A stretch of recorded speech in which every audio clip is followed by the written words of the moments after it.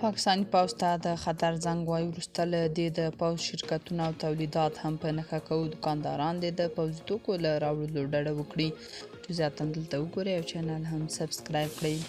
پاکستاني پوځ د نړۍ یوازینی پوځ دی چې د ځمکو او جایدادونو له کاروبار څخه نیولې ان تر خوراکي توکو پورې هم تولیدوي، چې په دې پیسو بیا جنرالان نور هم غټېږي او پښتانه بلوڅ ورباندې وژل کېږي.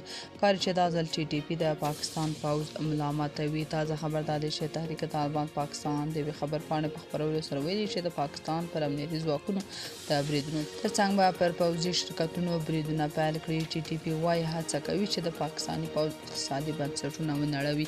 د تحریک طالبان پاکستان په خبرپاڼه کې راغلي لکه څنګه چې ټول پوهیږي د پاکستاني پوځ د پیاوړتیا اصلي سرچینه هغه عواید دي چې له امله د تیرو 80 کلونو راهیسې پر دغه هیواد حاکم دی.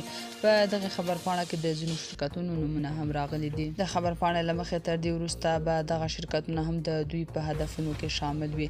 خبرپاڼه زیاتوي موږ دوی ته 3 میاشتې وخت ورکوو چې په دغه شرکتونو کې پانګوال دي خپلې ونډې له شرکتونو څخه وباسي. خبرپاڼه وړاندې لیکي چې د پاکستان پر پوځ او همدا ډول په دې ادارو کې کارکوونکي دي هم 3 میاشتې د خپل ځان لپاره د عاید متبادلې سرچینې ولټوي. دوی دارنګه هغه هټیوالو ته چې د پوځ محصولات کاروي هم 2 میاشتې وخت ورکړی چې دغه محصولات په 2 میاشتو کې له مخې لرې کړي او په راتلونکي کې د هغوی پر ځای نور محصولات واخلي. د پاکستاني طالبانو تحریک دارنګه دغو هټیوالو ته خبرداری ورکړی چې 2 میاشتې وروسته هم د دوی په پلورنځیو کې پوځي توکي وموندل شي نو د دوی غړو ته به امر کیږي چې دا توکي وسوځوي او یا یې ویجاړ کړي. ټي ټي پي داسې مهال د پاکستان پوځ پر شرکتونو د بریدونو ګواښ کوي چې په دې وروستیو کې په خیبر پښتونخوا او بلوچستان ایالتونو کې پر پوځ او نورو امنیتي ځواکونو بریدونو زور اخیستی او امنیتي ځواکونو ته پکې درنه مرګ ژوبله اړولې.